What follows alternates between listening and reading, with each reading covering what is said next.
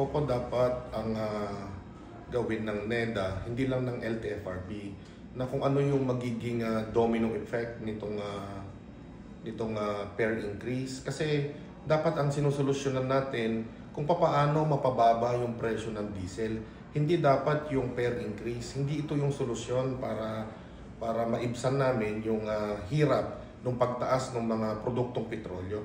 Kung hindi, sana magkaroon tayo ng mga buffer na mga produktong petrolyo pagka dumarating yung mga ganitong panahon na may mga giyera, may mga conflict.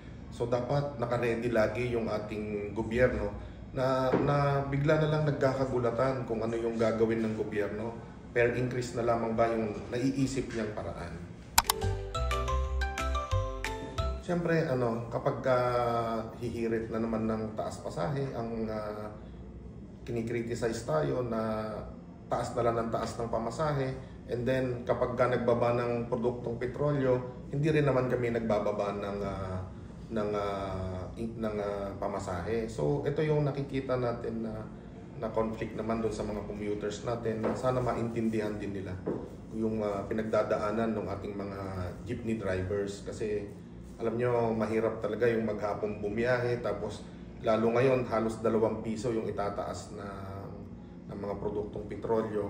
Kailangan talaga na mapag-aralang mabuti kung ano pa yung ibang solusyon, katulad nitong mga excise tax na isuspend kapag umabot na doon sa $80 per barrel yung mga produktong petrolyo natin. Alam niyo, opo, mapagmahal po talaga ang ating mga driver. Talagang ito yung slogan natin, kasi mapagmahal tayo sa ating mga mahal na mananakay, mapagmahal tayo sa ating pamilya, mapagmahal tayo sa bayan. Kaya yung impression nila na yung drivers with lover babaero, nagkakamali po kayo. Mababait po kami, mga harmless kami, at nagmamahal lang kami sa ating mga kababayan. Lalo na po sa ating mga mahal na commuters.